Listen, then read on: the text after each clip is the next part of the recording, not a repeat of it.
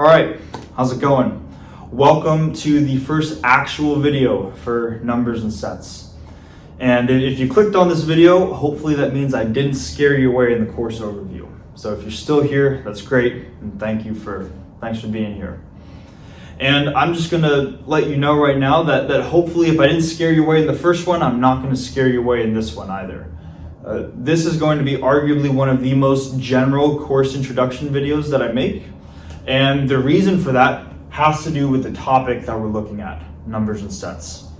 And when I say the topic, I am not talking about the numbers part or the sets part, either of the components individually, but rather just what the course represents in the context of math. Numbers and sets is typically the first pure math topic that is taught to people when they're trying to learn math.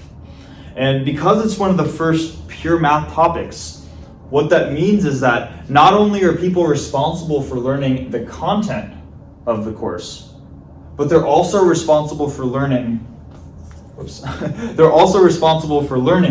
how do you actually do pure mathematics. It is this additional layer to the course that is not necessarily easier or harder than any of the other layers. It's just something else that we have to encounter.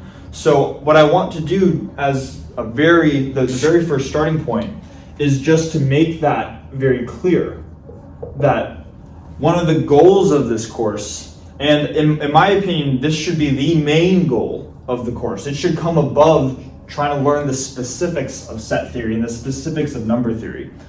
Probably the overarching goal of this course is understanding how to actually do pure math. Okay. And this sentence might sound a little bit weird. We might not know what I mean when I say, what does it mean to do pure math? And I think before I can even begin to talk about what does it mean to do pure math, we should make sure that we're on the same page about what pure math is as a field in the first place.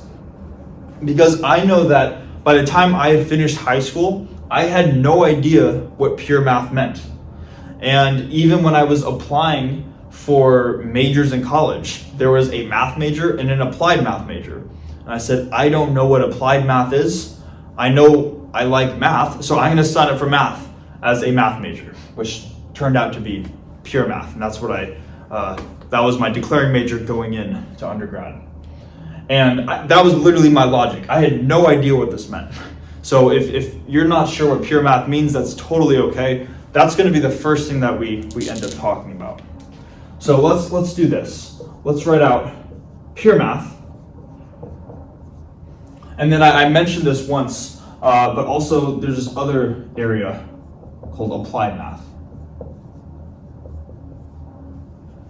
And this is just to give some general context about what pure math is, what applied math is. These are the two main categories in which all math topics are going to fall under. And when I say that a math topic is going to fall under pure math or applied math, I don't necessarily mean that it's going to fall under only one or the other. Oftentimes it's going to fall under a little bit of both. There's a lot of overlap between pure math and applied math. And within numbers and sets, that is primarily a pure math course. But there are some applications, especially in the number theory part of the video series. And when those applications show up, we're definitely going to make sure that we talk about those. Okay? So I want to just first say that these are not necessarily separate and completely one category or the other. A lot of times they can fall within both. But let's actually start describing what is pure math and what is applied math. Starting with pure math, pure math is the act of doing math simply for the sake of doing math. In other words, there's no practical reason to do this math. This math does not necessarily have any real-world applications at all. In fact, some people go their entire lives solving problems that have zero benefit on human life. Other than the pure curiosity of solving the problem in the first place. That's what pure math is. Okay. So let's write that out. Maybe not all those words, but let's summarize that.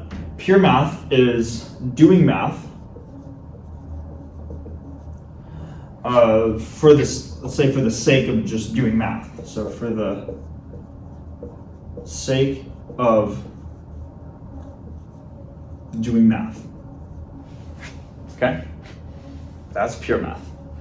On the other side over here, we have applied math. And hopefully applied math, by the name, it sounds a little bit more familiar, right? Applied math is the act of doing math where the reason why you're doing it is so that you can use math kind of as a tool to help solve problems in other areas like physics, engineering, technology, something like that. So let's write that down. The applied math is doing math to solve problems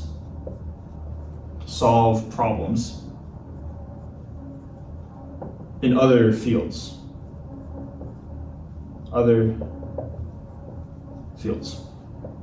Okay? I don't need a period. Okay, so that is pure math and that is applied math. And just to emphasize, I know I've said this a few times already, but the fact that they are not completely separate is going to be very important. A lot of times what ends up happening is that somebody ends up doing something in what they consider pure math, where they are doing math just because they find it fun without thinking that it applies to anything. And then it turns out maybe hundreds of years later, there's some problem that shows up and it's like, oh, we need a certain amount of math or a certain type of math to solve this problem. And a lot of times it happens that a mathematician has already done it just for fun hundreds of years ago. So a lot of times pure math turns into applied math. And then for applied math, regardless of what area of applied math you're looking at, if you were to break it down to its roots, to the most fundamental level, applied math is going to follow all of the same procedures that pure math follows. So again, they overlap a lot, and we should not think of these as two completely separate things. Okay? Hopefully that makes sense. Now, what I want to do here is to write out a little list of some terms. And the list is going to start with math is. And I want to start with the pure math side of the board.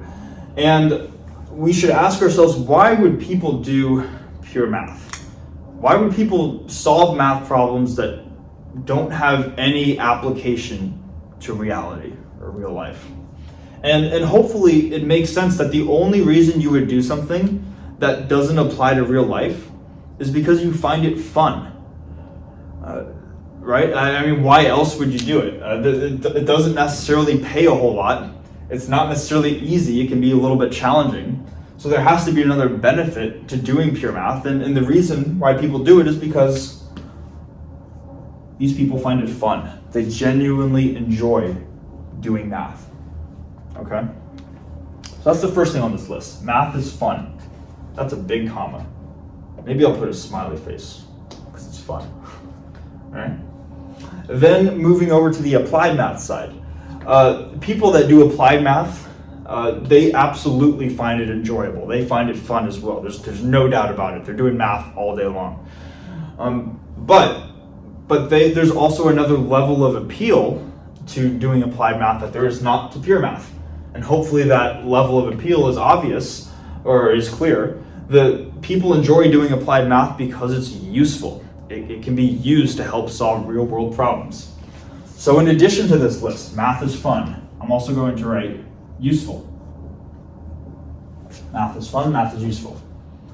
And then I'm just going to throw in a third one that I personally like myself. And just going to let you know right now, this is not going to make grammatical sense. But we are not English majors on this channel. We don't care about grammar or spelling or whatever. That is not the point of any of what I'm doing, okay? So this will not make grammatical sense, but I don't care. I'm going to say math requires creativity. Creativity, Okay. Math is fun, it's useful, and it requires creativity. All right? Now, why did I make that list? Why did I decide to just write that? Well, these are a list of ways that we can describe math, and I would argue that a lot of people disagree with this list. At least I can remember in middle school and high school, people having very different opinions from what I just wrote down right here. Once I got to college, I kind of got in my own sort of bubble, and people started to agree with me more. But I know that is probably not the case in everyday life. So let's start with this first one. Math is fun. Just want you to think for a second. How many people do you know that would absolutely disagree with this? They would say something along the lines of, I hate math. I think math is just absolutely miserable. I was good at math until they started putting the letters and the numbers together, right? Or maybe one of my favorites where they say, I just can't do math. I don't do math. I'm not a math person. All of those people would strongly disagree with the idea that math could be fun. This would be like the last adjective that they would use to ever describe math. Okay? Moving on to math is useful. How many times have you heard somebody raise their hand in a math class and they're like, teacher, how is this useful for real life? When are we going to use this? And that's a valid question. When are you actually going to use this stuff? So people have questions about this. When is math useful? And then the final one, I hear a lot, more often than I would like. And I would argue this is one of the biggest misconceptions about math, maybe besides that it's not fun, is that people think math requires no creativity. I'll hear people saying, I like being in the arts and the humanities because I like how I can be creative. Whereas with math, there's a right answer and a wrong answer. And if you get the right answer, you're good at math. And if you get the wrong answer, you're bad at math. And that's actually how they see it. They actually think that way. And to be honest, I don't blame them with how math is taught. It does give off that perception. So what I want to do the rest of this video, and even though we're not going to be getting specifically into set theory or number theory, we're going to talk about some introductory ideas such as statements and proofs, which are going to be essential to understanding this stuff. But we're going to be talking about those in the context of trying to give a different perspective on how math could be fun, useful. We're gonna save for another video series. We're doing pure math here. It's just not useful for the most part. But how it could be fun and how it requires creativity. So what I'm gonna do right now, I'm gonna erase the board, and then we're gonna start with this argument, and we'll see how this goes.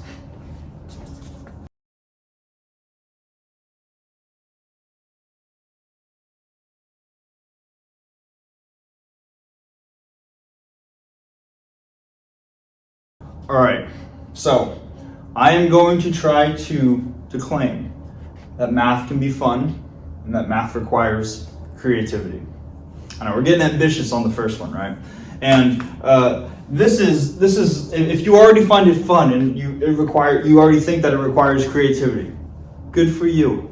But this video, or this part of the video, I should say, I guess I'm more intending for people that may disagree with these statements. They may not find it fun. They may think it requires no creativity and you have to be a robot, a logical robot, in order to do math. Okay. So let's start with this. I want to, paint a picture of going back to either middle school or high school algebra. And if you are in middle school or high school algebra, I want to take you back to yesterday's math class, where maybe you were asked to solve a problem that might look something like this. Or maybe you're asked to solve, x minus 4 times, I'm just making something up, equals 9, maybe 3. It might give you this math problem, right? And they'll say, solve for x. They'll say, find x. Maybe I'll put find x. over here. And what I'll do also is I'll kind of try to create a timeline where this is our start, and this is our finish over here. And what I can imagine goes through people's heads, because when I first took algebra, this was going through my head. I definitely struggled a lot with algebra when I first started taking it. Is that you see the equation, you start saying, oh my God, there is a letter, there is a number, there are symbols, and they want me to find the letter. The letter's right there. Why isn't that a good enough solution to the problem? Why can't I just circle that letter X and say I found it? And we start like getting overwhelmed looking at this type of problem. And when we get overwhelmed at looking at this type of problem, we say, okay, what do they want me to do? They want me to find X. I don't care how I do it, just let me find X, please, so I can finish this problem, be done with this class, move on, so I never have to do math again in my life. Okay? Does that sound familiar to you or somebody that you might know? The answer is probably yes, right? Where maybe there's this overwhelming feeling that shows up, and all of a sudden, because of this overwhelming feeling, we begin to really focus on finding X. We say, I don't care how we find it, just let me find it so I can get out of here. And there's this emphasis that gets put on the end, or the finish, the end goal of the problem. And people might put boxes around it. They might put circles. They might highlight it. They might underline it. They might put fancy stars and smiley faces. Like, please, just let me find X. And unfortunately, I can't even blame them. And not that I would want to, but how can you blame people that are thinking like this when that's the way that math is taught in elementary school and middle school and in high school? 12 years straight of like find X or whatever they want you to find, of just get to the end goal. And of course people are going to think like this.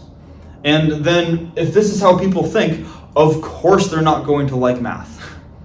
We wonder why this happens. It doesn't help too, right? If you have a bad teacher, where even if you feel like you might have solved it some way, it wasn't the way that they wanted you to solve it. They wanted you to have these very specific steps that gets to their correct answer. And there's this massive emphasis on the end goal of the problem. So what I'm saying is that if you are somebody who does not like math, or might be skeptical about math, and you have a massive emphasis on solving the problem, first, I don't blame you, okay? That is completely understandable. And that is really the fault of the math education system. And they really need to get it together so people don't continue to think like this. That's the first thing. I don't blame you. Second thing though, what if I were to tell you that math is not this? Math is not an emphasis on getting to the end goal. Okay? And what I hope that you can get from this is that if you were thinking, okay, I don't like math, I think math is about getting the right answer at the end. If I were to just tell you it's not that, I just hope that we can be open-minded enough to say, okay, well maybe if it's not that, maybe then whatever math is, and I don't know what it is yet, but maybe whatever math is, I might like it more than that. Because I can tell you from personal experience, if this is what math was, I wouldn't like math. And a lot of people that I know, where it's just find the right answer. You don't care about anything in between. They wouldn't like math either. All right? So, here's what I'm claiming. Is that if there's such an emphasis on this end goal, people are kind of totally missing out on the rest of this timeline. Because it is not like you can go from one step and just immediately jump to the end goal. We can kind of think of this like a ladder. And in order to climb the top of the ladder, or to climb to the top of the ladder, maybe this is the bottom of the ladder, here's the top of the ladder, you need to climb each rung on the ladder before you can get to the top. And the the act of what math actually is, or really the essence of math, and maybe I'll put, how am I going to do this? I'm going to put this in orange. I only have 2 colors too. I need to find more colors. Maybe I'll do that sometime. But anyways, the essence of math does not have to do with the end goal, although this is part of it. I'm not saying this is not important, but really at the core level, the fundamental level, when we are really doing pure math, the essence of math lies within pretty much everything in between, and maybe sometimes it will include the end, but the main part of it, the vast majority of it, is all of the rungs on the ladder in between the start and the finish. Okay? And this is a very different way of thinking about it, where this stuff, the stuff in the orange, is the important part, and not necessarily all of the stuff that's in black. And I kind of noticed that this is kind of something that shows up in life in general, where you'll have people that are going to say, I'm not going to be happy until I get to my end goal or my end accomplishment. And then you're also going to get people that say, I'm going to be happy just doing the journey of going step by step by step, working towards my goal.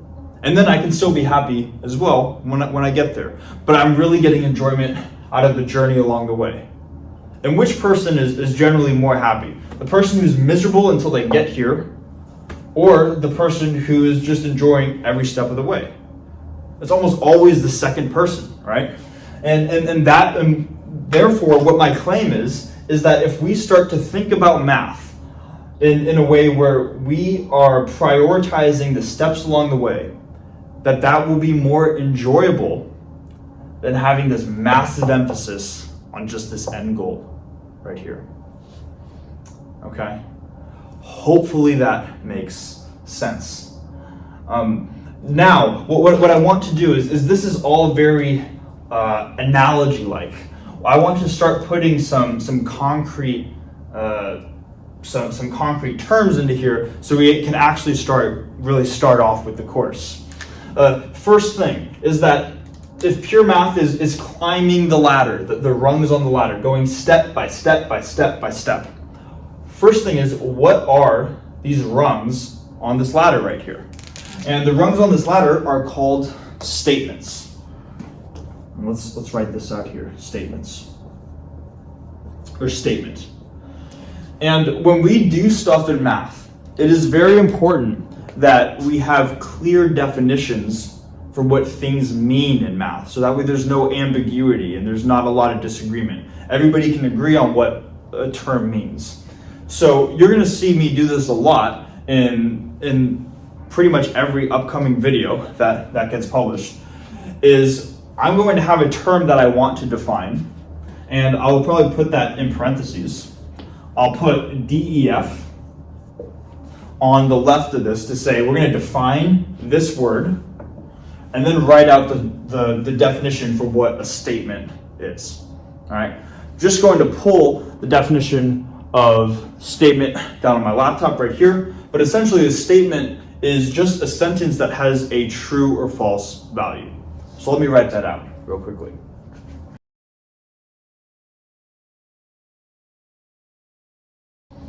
Okay, maybe I'll come over here. So a statement is a sentence that can have a true value. Each of the rungs on this ladder, when we are doing math, each of these are going to be statements. Each of these are going to be sentences that have a true or false value associated with them. Now, just because a statement has a true value, notice the word can. It's a sentence that can have a true value. It could also have a false value, and it could also be unknown. Maybe we don't know if it's true or false yet, but once we do know, we know it's going to be either true or it's going to be either false. Okay? So a statement is a sentence that can have a true value. And that's, again, what the rungs on this ladder are. Now, next thing, once we know what the rungs on the ladder are, what is kind of like the backbone of this ladder right here? In other words, what is sort of the act of sort of climbing the rungs on this ladder? Well, there's a term for that in math, and the act of climbing the ladder, just going step by step by step by step by step, and not skipping any steps. So in other words, not going maybe here, here, here, here, and then all of a sudden being like, oh, I got lazy, I'll make a massive jump. These ones don't matter, let's jump to here. Maybe let's skip this next one, and then we'll go over here. No, what is the act of just going one step at a time, where every step is going to make logical sense? There's a term for that in math, and that is called a proof. So let's define that. So we're going to define a proof. And I'm going to write out the definition on my laptop. But again, it's essentially the act of going step by step by step without making any logical gaps, without skipping any steps in order to make your way to the end goal.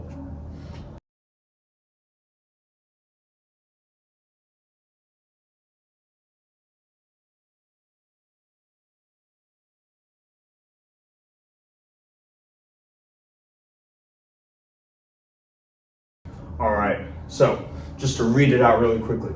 A proof is a sequence of true statements. So these guys, a sequence of true statements without logical gaps, in other words, without skipping rungs on the ladder.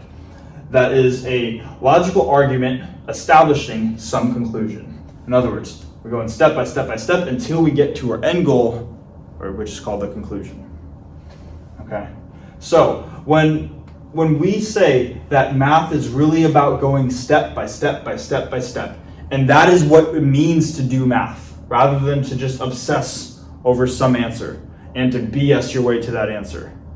Another equivalent way of saying to go step by step by step is to say that math is interested in proving things. Because again, that is what a proof is. A proof is the act of going step by step. Okay? And when it comes to pure math, fortunately for pure math, this is part of the appeal in doing pure math, is that pure math is able to highlight problems that force you to go step by step by step by step. They do not make it all about just finding the end goal and who cares how you get there. What will even happen sometimes is that we'll see in pure math problems is that they'll give you a starting point and they'll actually give you the ending point. They'll tell you what the end goal is without you having to find the end goal. Not always, but sometimes they'll even tell you what this end goal is, and they'll say, given some starting goal, some starting information, show that you can get to the end information going step by step by step. So that way, with those types of problems, there is no need to find the end goal because they already found it for you. All that's left to do is to fill in the gaps in between. So pure math is really, really good at highlighting how you can go step by step by step. And those are problems that aren't often shown in high school, middle school, or anything below that. So what I want to claim is that if we were obsessing over this end goal, and now we realize that math is not necessarily about that. It is actually the process going step by step by step. We might find that process more enjoyable than to just struggle our way to find some answer, especially because in some cases the answer is already given, the end answer is already given. All right.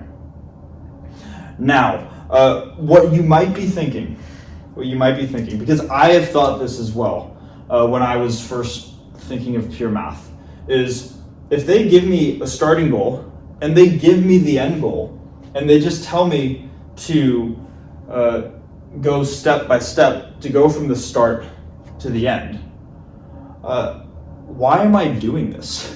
What's the point of doing this? Okay, and that is a perfectly valid question if that is something that you're thinking. And what I want to do now is I'm going to erase the board and I want to write out sort of an example problem that can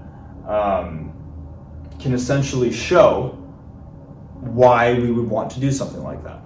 So I'm going to do that now.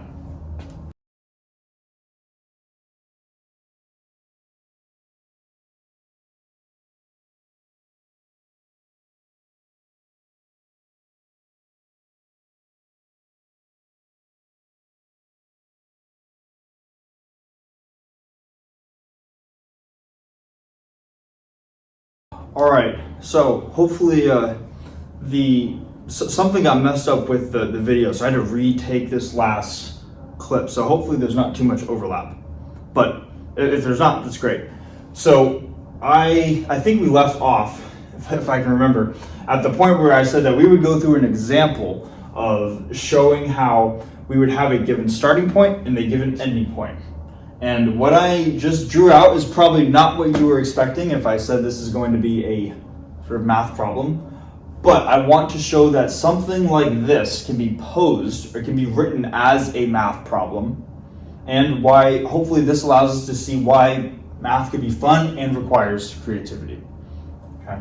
So what I have here is this riddle, and you might have heard of it before. It is the fox, chicken, and grain riddle, where basically they give us the starting point and they give us the ending point, and they ask us to show how we can go from the starting point to the ending point. And let's describe what it is. So we have this river right here, and on one side of the river we have starting a fox, a chicken, and some grain. And then here's a boat, and we are on this boat. And basically what the problem wants us to do is using these 5 rules to show how we could, we want to show that we can successfully move the fox, the chicken, and the grain over to one side without anything getting eaten. Okay?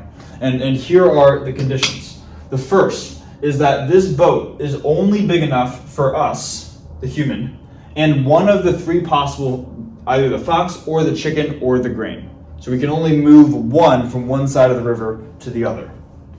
Second one is that the chicken is going to eat the grain if it's left alone. So if we were to put the fox on board and the chicken and the grain are by themselves, chicken's going to eat the grain. That means that they can't go to the other side.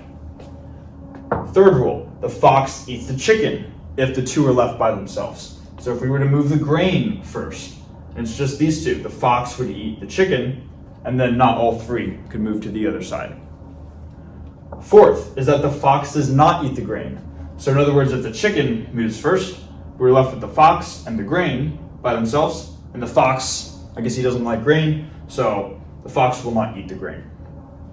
And then finally, the fox and the chicken don't run away. In other words, if we were to leave the fox by themselves or the chicken by themselves, they would not run off into the forest or wherever they are.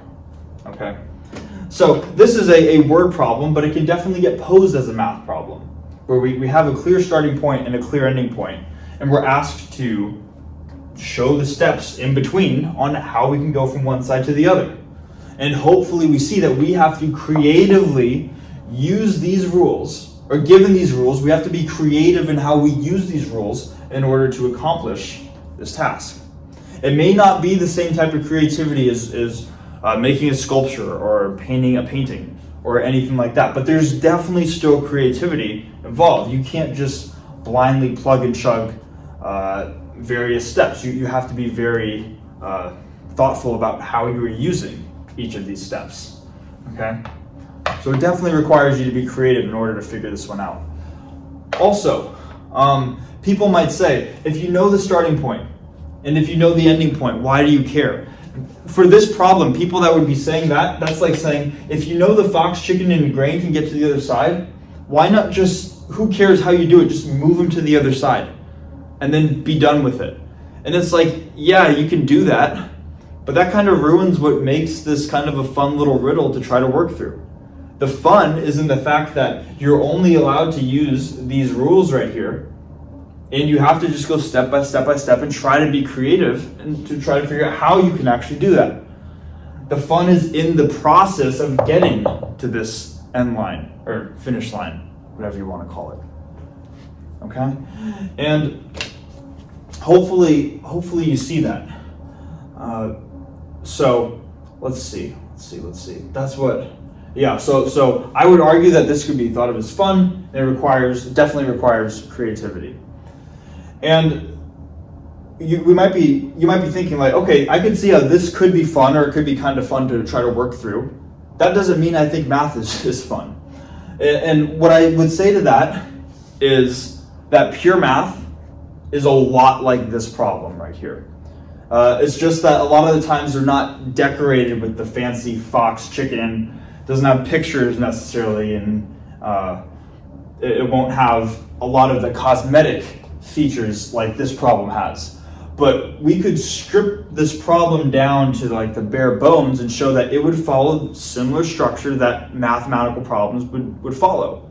And then if you can see that, then maybe it's just a matter of whatever problem you have that you're working on with math, to just try to dress it up in a sense, to try to put to try to, what's it called, like put pictures and characters into your problem. Maybe that's all you need to make it fun, because at the end of the day, pure math is like working through puzzles, and people tend to enjoy working on puzzles.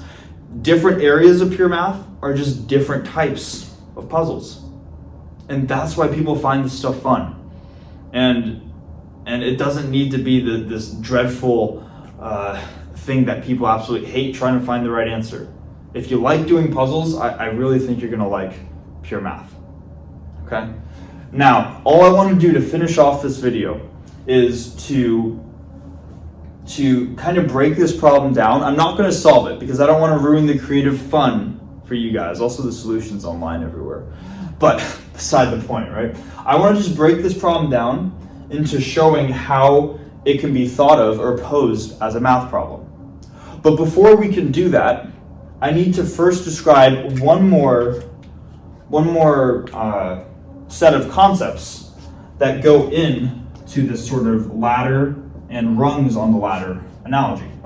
So if these are my rungs on the ladder, the steps that I would take to go from the starting point to my ending point, we describe that each of these rungs are called statements. And the act of going step by step by step without skipping a step, that is the act of proving this, or doing a proof, to show that you can start with this and you can get to this. Okay. Now, what we did not say yet, and this will be the final set of concepts in this very general video, is how can we actually make these steps? What rules allow us to make these steps? We can see in this fox, chicken, grain problem that we have a set of rules, 1 through 5, right here. And we can only use these 5 rules to go from one to the other. But in math in general, what are the rules that are provided to us that allow us to go from one statement to the other in a proof? Well, I would argue, or I would claim, that there are one of 3 possibilities. The first, I'm going to sit in my chair. The first ways that we can go from one rung to the other is with something called an axiom, or axioms for plural. Axioms are statements that are true simply because they're true. You do not need a reason why, or a reason to explain why an axiom is true. Why is it true? It just is. That's it. You can probably imagine that the logic for that is not ideal, and you don't want to be using that frequently. You don't want to just start calling random things axioms to say, oh, they're true just because they're true. Really, the only reason why we have axioms in math is because you could always say, well, this is true because of this. This is true because of this. This is true because of this. And you would keep going back infinitely far unless you had some sort of stopping point where eventually you say, this is true because of this, and this is true because it's just true. It's an axiom. We need some sort of starting point. And because axioms act as our starting point, usually we try to minimize the number of axioms that we need. One common example too is that of minimizing axioms is that there was originally something called an Axiom of Archimedes that was thought to be considered an axiom, and then it turned out that it could be really the axiom itself is a statement that could be proven by some more general statement called the least upper bound axiom. So the axiom of Archimedes is actually no longer an axiom, even though it still holds its original name. So axioms try to get reduced as much as possible, and therefore we don't have too many of these. Now, I should also say that if that's the logic for an axiom, this is true just because it's true. It's hard to argue like what if that's good or not, right? Because there's no anything to go off of. So some people might say, I like that. I think that makes sense. But some people might also say, I don't like that axiom. And there are people that disagree on axioms. You could have your own set of axioms in theory to build mathematics off of. That being said, though, for these videos that we're going to make, and in most of mathematics, I'd say, most people agree on that certain axioms should be true, and there are some very popular common axioms that most people can agree on. Okay, so while it's true, you can make your own axioms and come up with your own math. Nothing against that. Just know there's a very set of common axioms that we're going to use going forwards. I think this adds to the creativity, though, right? You can literally create whatever axioms you want in theory and base your own math off of whatever axioms you have. Enough on my tangent about axioms. All right. So that using axioms is one way that we could say by this axiom, because of that, then that. What's the second way? Second way is through something called definitions.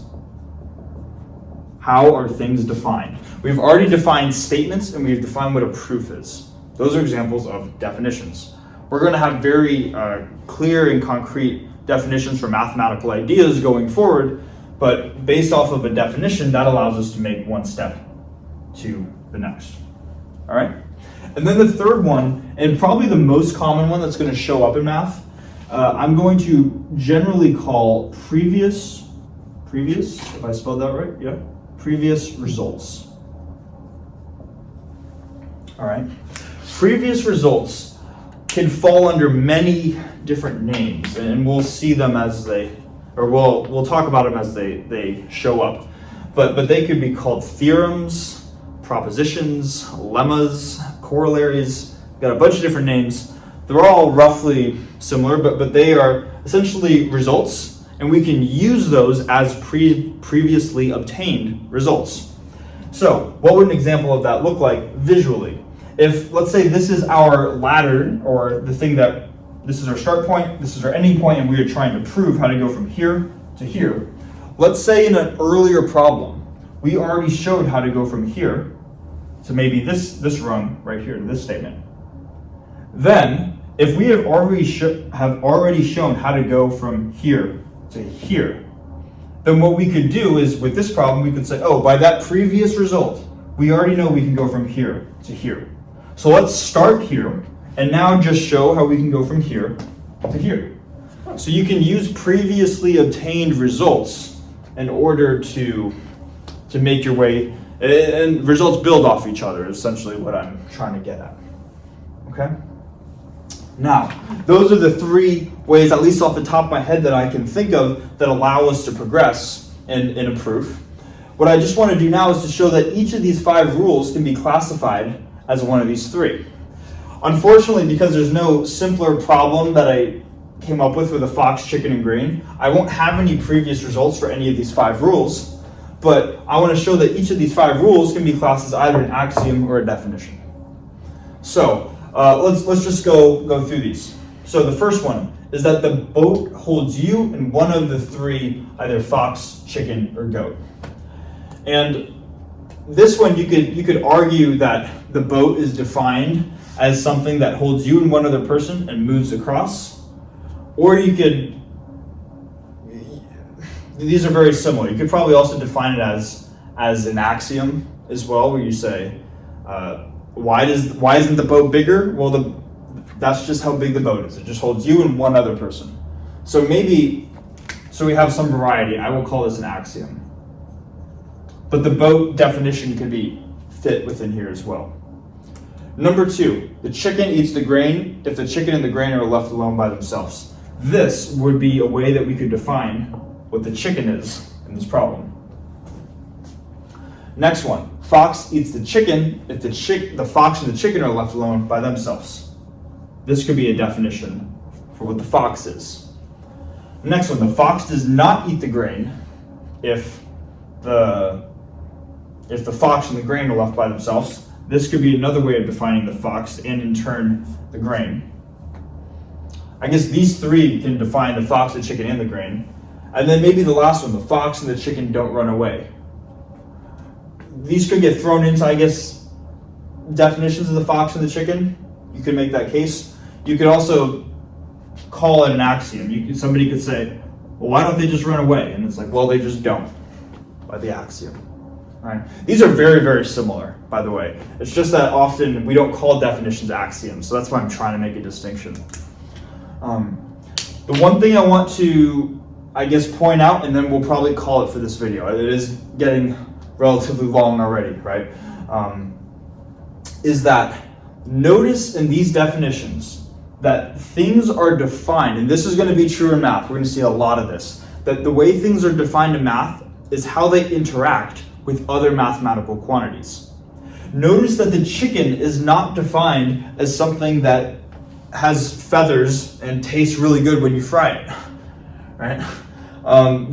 That's not how the chickens, even though that's probably a pretty good definition in everyday life.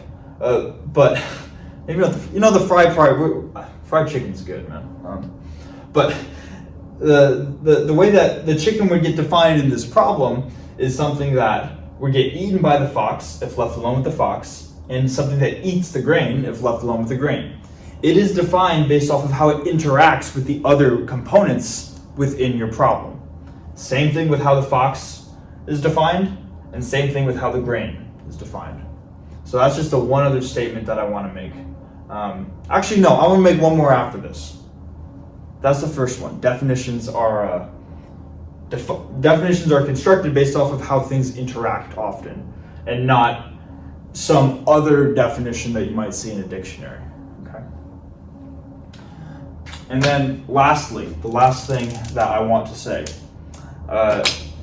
Hopefully we can see that if we were to try to prove something, if we were to try to make this proof right here, that we would not skip any steps.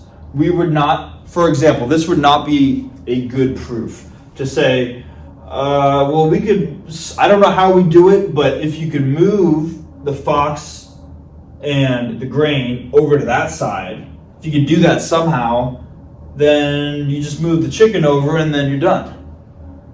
And it's like, well, yeah, if you could, but you're skipping a lot of steps to just all of a sudden assume you can get the fox and the grain over there. What makes this fun is trying to figure out how you can actually do that. So you want to make sure that when you're doing proofs that you're not skipping steps, because the act of just going step by step is what makes it challenging, and in turn what makes it kind of fun to try to work through. So that is why proofs are set to go step by step by step, and why we can't just go, oh, I'll skip a couple here and then finish it off. You have to go step by step by step. All right? Hopefully this makes sense, what I'm saying, and hopefully we're getting the general ideas within here. I think I'm going to call it for this video. This is the first full-on, I guess, lecture style video that I've made. Hopefully it made sense, and hopefully the cut didn't get too weird. But yeah, thanks for watching. I really appreciate it. And in the next video, just so you have an idea of what to expect, we're going to take a closer look into different types of proofs, and we're going to start to get more mathematical. This was kind of a general, very, very general lecture, but we're going to start getting a little more mathematical, go over different types of proofs, so direct proof, proof by contradiction, stuff like that. So yeah, I will see you in the next video. Thanks.